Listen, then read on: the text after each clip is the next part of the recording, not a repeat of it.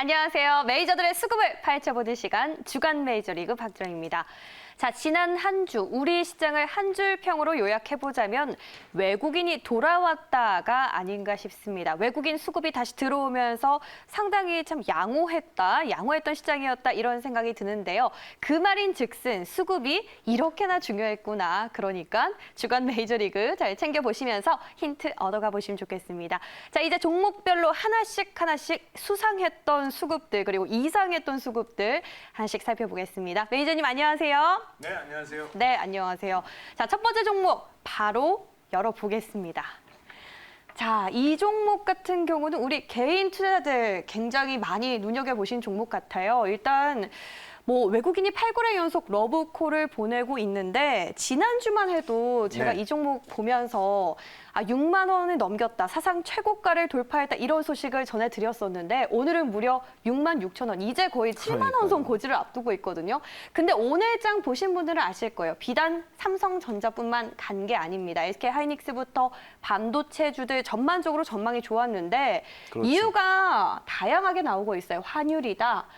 반도체 전망이 좋다 여러 가지가 있는데 매니저님은 그중에서 수급이 들어온 이유 딱 하나만 꼽자면 무엇이 있을까요? 당연히 환율입니다. 환율이다. 이거는 제가 봤을 때 누구한테 물어봐도 다 환율이라고 해요. 네. 그럴 수밖에 없는 게 아까 전망이라는 전에도 평이 많던데? 그렇죠. 이제 사업 내용도 해야 되니까 수급 논리로 가면 무조건 환율이고 그리고 사업 내용 보면은 삼성전자 크게 보면 그냥 세 개잖아요. 가전사업부 있고 무선사업부 핸드폰 만들고 반도체 만들고. 네. 근데 아시다시피 지금 삼성전자가 핸드폰 잘 팔려서 가는 게 절대 아닙니다. 그리고 삼성전자 1년에 핸드폰 몇 대 파는 줄 아세요? 보통 전 세계에서 전 세계 상식으로 한 몇 대 천만 대?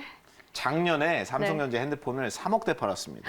3억 전 대요? 세계 1등. 네. 3억 대 팔았는데 올해는 코로나 때문에 한 2억 5천만 대 정도 전망을 2억 해요. 5천만 대. 그리고 내년에는 그래도 선방했네요. 그렇죠. 많이 3억에서 선방한 2억 겁니다. 5천만이면. 네. 근데 네. 쉽게 말하면 이거죠. 지금 올라가는 건 핸드폰 때문이 절대 아니다. 그럼 가전도 아니죠. 가전도 네. 사실상 올림픽 얘기 나오면서 좀 괜찮다라고 전망이 그렇죠. 됐었는데 밀리면서 이제 반도체밖에 안 남았네요. 그렇죠. 반도체 때문에 가는 게 네. 사업 내용이고 네. 수급 논리는 그냥 무조건 환율 때문이고 무조건 양쪽이 환율이다. 다 좋으니까 그렇다고 보는 게 이제 명확하지 않을까요? 그러면 삼성전자는 저희가 앞서서 가격 전략을 좀 봤잖아요. 그리고 그렇죠. 대신해서 대체주로 살만한 종목 무엇이 있을까요? SK하이닉스는 좀 너무 대장주 그렇죠. 아닐까?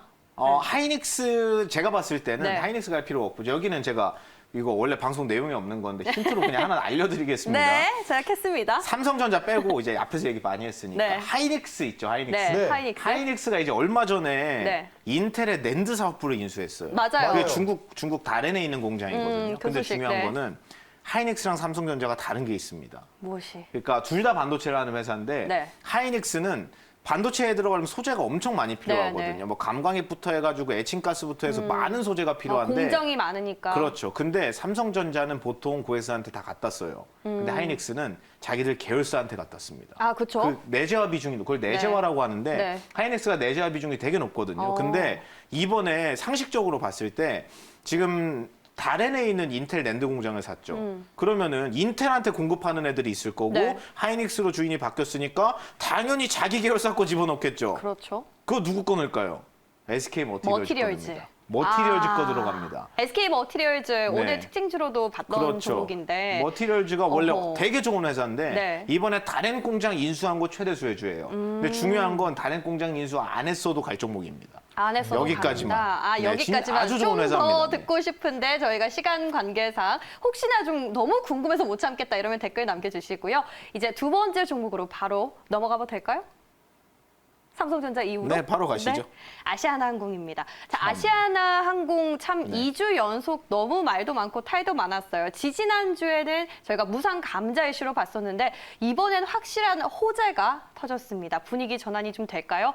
대한항공과 이제 확실히 합병을 한다 이런 소식이 전해졌는데 사실 혈세 낭비다 이런 지적도 있지만 그렇죠. 글로벌 탑 10까지 올라가는 메가 항공사로 커진다, 덩치가 커진다 이런 호재가 많은데 제가 좀 곰곰이 생각을 해봤더니 아시아나항공 입장에선 뭐 혈세고 뭐 다 떠나서 굉장히 확실한 호재 같거든요, 이 재료는. 그렇죠. 근데 수급이 좀 이상해요. 특히 기관이 네. 물량을 빼내고 있거든요. 이유가 혹시 업황을 봤을 때는 아직까지 좀 무리수다 이런 것 때문일까요? 제가 봤을 땐 밑에서 잡은 거 차익 실현한다고 보는 게 좀 합리적이고 차익 실현?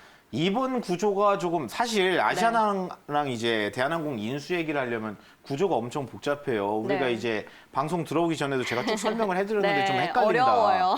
그 특집으로 아예 다뤄야 되거든요. 네. 엄청 복잡해가지고. 네. 근데 쉽게 말하면 일단 아시아나랑 대한항공 재무를 봐야 돼요. 지금 대한항공이 2분기 말 기준으로 봤을 때 대한항공 부채 비율이 몇 프로일까요? 대한항공 원래 높은 회사입니다. 아, 질문 좀 1100%예요. 하지 마세요. 1100%. 1000%가 높습니다. 대한항공 부채 비율이. 근데 아시아나항공은 더 높아요. 2300%입니다. 리스 때문인가요? 그렇죠. 리스가 껴있는데 아무리 껴있어도 너무 레버리지가 많이 들어가 있는 거죠.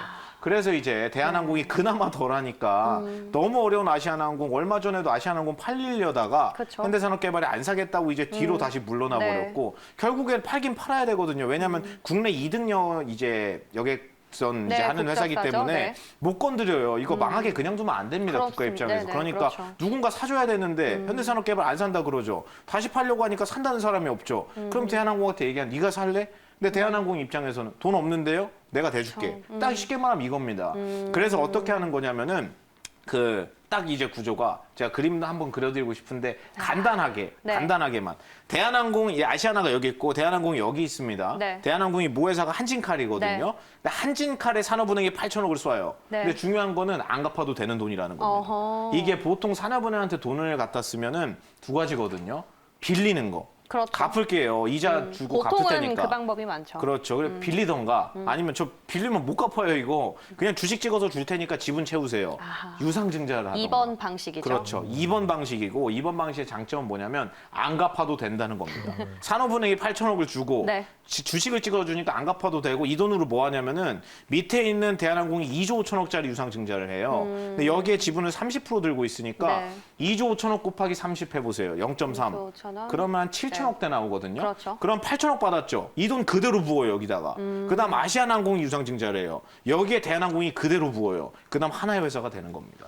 결국은 그러니까 돈 하나도 안 드는 거예요. 앉아서 그냥 2조 5천억을 네. 먹은 셈이 된 거네요. 그렇죠. 뭐 그렇게 대한항공이. 표현하면 조금 그럴 수 있는데 지분율이 희석되는 이제 문제가 또 있고 네, 네. 그리고 전문가님, 이제 네. 궁금한 게 있습니다. 전문가님. 네네. 네. 전문가님, 근데요, 승자의 저주라고 이게 그렇죠. 어떻게 보면 아시아를 인수했던 금호산업이나 아니면 HDC 이런 현대산업개발. 것들이 예, 네. 다 무너졌습니다. 그렇죠. 안 자기가 산 건 한번 이유가 뒤집어 있겠다. 떨어졌다. 네. 근데 대한항공 지금 올라가고는 있지만 혹시 또 이렇게 승자의 저주처럼 쫙 미끄러지는 건 아닐까 걱정되는 분들이 많아요. 그렇죠. 근데 현산이랑 대한항공 이슈는 사실상 좀 그렇지 않을까요? 좀 다른 결이 아닐까요? 어쨌거나 그렇죠. 현산은 실패를 한 거고 네. 대한항공은 인수가 확정된 상황에서 돈방석에 앉은 거니까 네. 좀 상황이 다른 거 아닌가 싶은데 어떻게 가장 보세요? 큰 차이점이 있는데 네, 그 두 개 뭐예요? 회사가 두 가지가 있습니다. 돈을 주고 산다. 그리고 그렇죠. 공짜로 산다. 내 돈 아닌가요? 들여서 사는 거랑 그리고 산업은행 돈으로 사는 거랑 그 차이가 공짜는 일단 첫 아니지만. 번째고 그 차이가 있구나. 네. 그리고 두 번째는 네. 일단 현대산업개발 같은 경우에 항공업을 해본 적이 없잖아요. 그렇죠. 그러니까 이게 리스크가. 시너지를 어떻게 만들 거냐. 예를 들어 건설하는 회사가 갑자기 항공회사 사면 뭐 할 거냐. 그럼 이름은 어떻게 해야 되는 네. 거예요? 대한아시아예요? 뭐예요? 그래서 뭐 어떤 이름이요?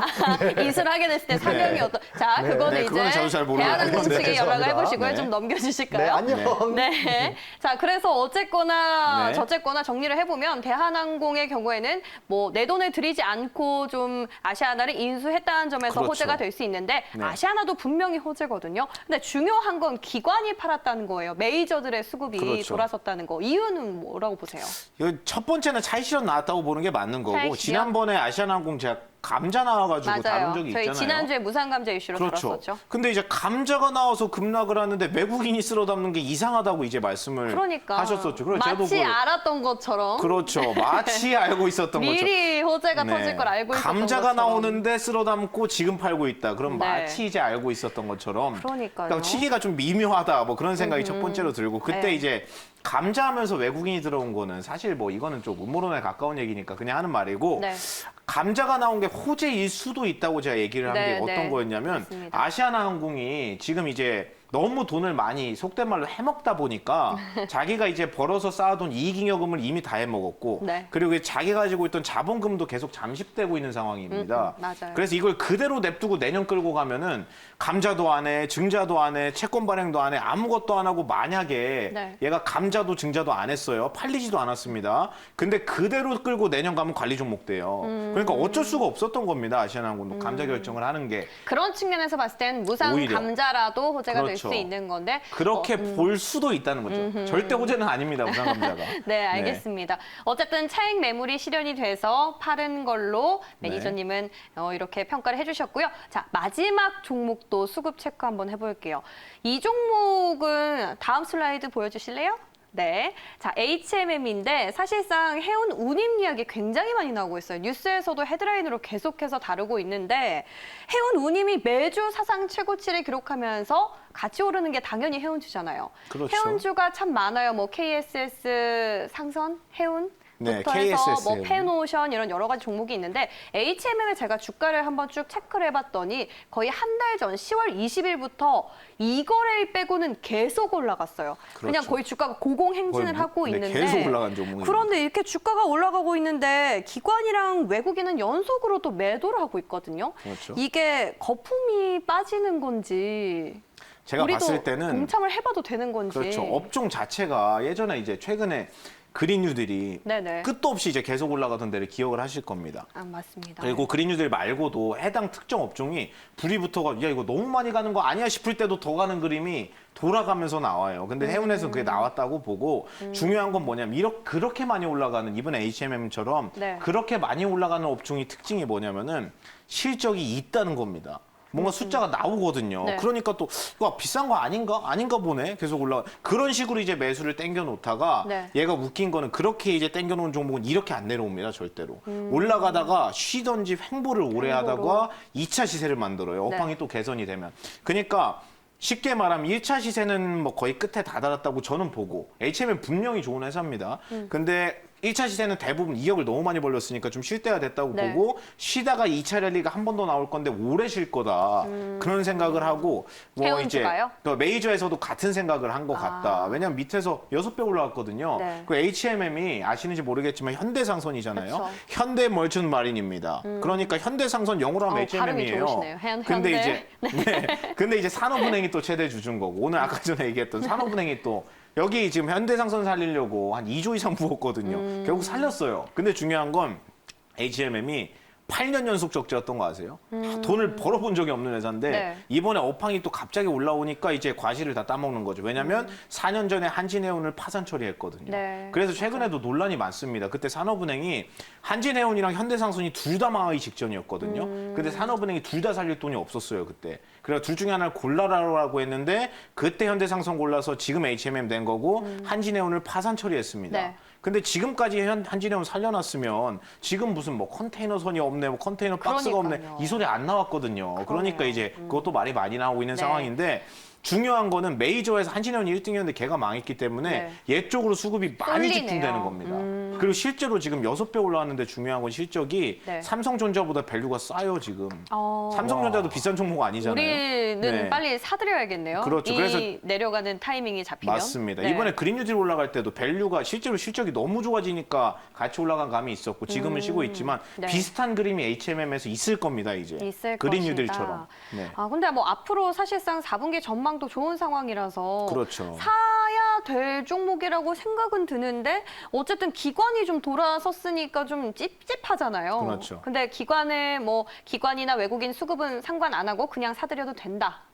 라고 정리해도 쉴 될까요? 거를 생각하고 가야죠. 쉴 보수적으로 때만, 하시는 분들은 어떻게 하면 되냐면 네. 장기적으로 제가- 봐라. 그렇죠. 지금 이제 그린뉴딜 같은 경우에도 시세가 절대 끝난 게 아닙니다. 그냥 안 죽었어요. 근데 쉬는 잠깐 거예요. 너무 많이 쉬고 있구나. 땡겨놓고. 네. 이격을 이제 조정하는 건데 HMM도 같은 구조가 나올 거고 충분히 기간 조정이나 가격 조정 이 정도면 많이 쉬었다. 3, 4개월 쉬었으면 됐어. 횡보를 그렇게 오래 하면 그때부터 하시는 게 낫다는 겁니다. 전문가님. 지금도 비싸지 않거든요. 네. 전문가님, 네. 제가 궁금한 게 하나 있습니다. 네. HMM이 컨테이너 때문에 올라간 건지 아니면 해운 산업이 좋아서 올라간 건지 그거를 좀 알아야 그쪽 관련된 사업을 좀 살까 하는데 네. 어떻게 컨테이너 쪽으로 갑니까? 아니면 해운 쪽으로 갑니까? 컨테이너죠. 해운 자체가 좋아진 건 맞아요. 근데 네. 해운이라는 게 바다를 통해서 뭘 날라주고 운임을 받는 거죠. 뭘 나르냐에 따라 다릅니다. 예를 들어서 지금 얘기가 나오는 게 컨테이너선이거든요. 네. 그리고 H&M 전체 매출의 대부분이 컨테이너선이에요. 그러니까 컨테이너라는 키워드랑 민감한 거고 네. 그리고 보통 무슨 뭐 LNG선부터 해가지고 천연가스 날르는 거 네. 그런 것도 있을 수 있고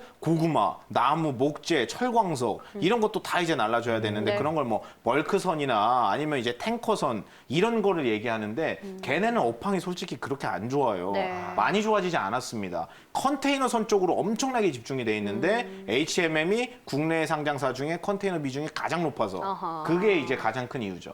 네, 알겠습니다. 오케이, 알겠습니다. 그럼 해운주 안에서도 좀 컨테이너선의 비중이 높은 그렇죠. 종목을 공략해 보시면 좋을 것 같습니다. 자, 오늘도 외국인 그리고 기관의 수급이 희한한 종목들, 미심쩍은 종목들 그리고 참 잘 가는 종목들 한규수 매니저와 함께 살펴봤고요. 자, 외국인 기관 수급이 중요하시니까 저희 주간 레이저리그 잘 챙겨보시면 좋겠습니다. 자, 저희는 여기서 인사드릴게요. 안녕.